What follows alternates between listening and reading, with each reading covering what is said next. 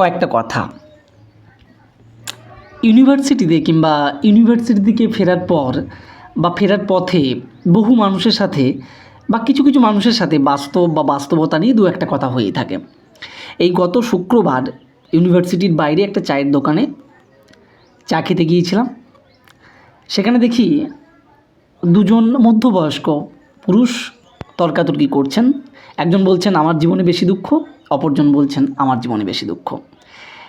তাদের মধ্যে একজন বলে উঠলেন হঠাৎ করে যে তুই তো কবিতা লিখিস, তোর জীবনে আবার কিসের দুঃখ, তুই তো কাল্পনিকতা নিয়ে বাঁচিস।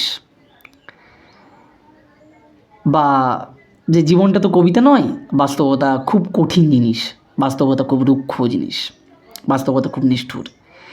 এই কথাটুকু শোনার পর আমি আর চুপ থাকলাম না। আমি এই কথাটুকু শোনার পর আমি তাদের তর্কে যোগদান করলাম এবং আমি তাদের বললাম যে আমি আপনাদের দু চারটি কথা বলতে চাই, বলতে পারি?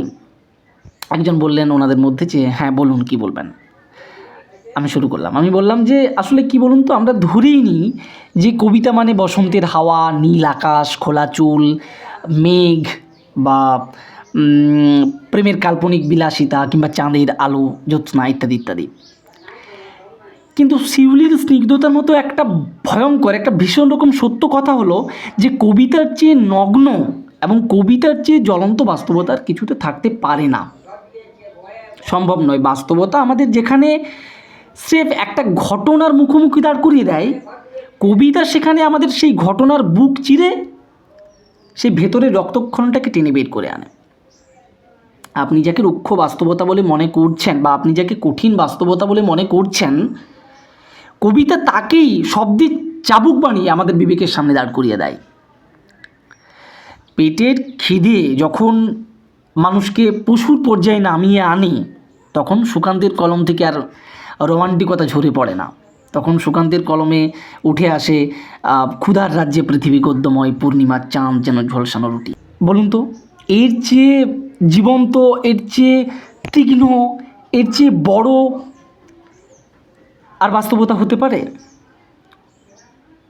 আজকের এই স্বার্থপর যুগে চেনা মানুষের মুখোশ খুলে যাওয়া, বিশ্বস্ত মানুষের নিখুঁত বিশ্বাসঘাতকতা কিংবা মাঝরাতে একাকিত্বের যে তীব্র যন্ত্রণা আমরা বুকে চেপে রাখি, তা হয়তো মুখে প্রকাশ করার ক্ষমতা আমাদের থাকে না।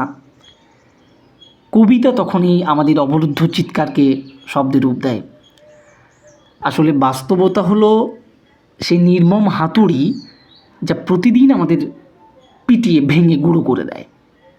আর কবিতা হলো সেই গুঁড়ো হয়ে যাওয়া ছাই থেকে জন্ম নেওয়া এক একটা জ্বলন্ত স্ফুলিঙ্গ। কবিতা আমাদের বাস্তবতাকে ভুলিয়ে কখনোই দেয় না। কবিতা আমাদের যেটা করে সেটা হচ্ছে যে এই বাস্তবতার গালে চড় মেরে আসল সত্যটা দেখাতে বাধ্য করে।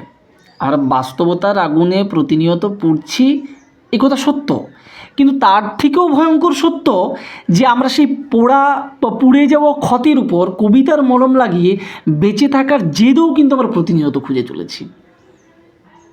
সুতরাং আপনার কথাটা আমার মনে হয় পুরোপুরি ভুল। যারা কবিতা বোঝে তাদের বাস্তবতা বোঝার তাদেরকে বাস্তবতা বোঝানোর দরকার নেই। একটা ধারণা হয়ে গেছে যে যারা কবিতা বোঝে, কবিতা নিয়ে পড়ে থাকে, তারা আসলে বাস্তবতার কিছু বোঝে না। কিন্তু যারা কবিতা বোঝে তাদের চেয়ে বড় বাস্তবতা আমার মনে হয় না আর কেউ বোঝে বলে। এটুকুই। আর তারপর আমাদের চায়ের আড্ডা শেষ হয়, বিলটা যদিও আমিই পেমেন্ট করি। এটুকুই আর কি। ধন্যবাদ।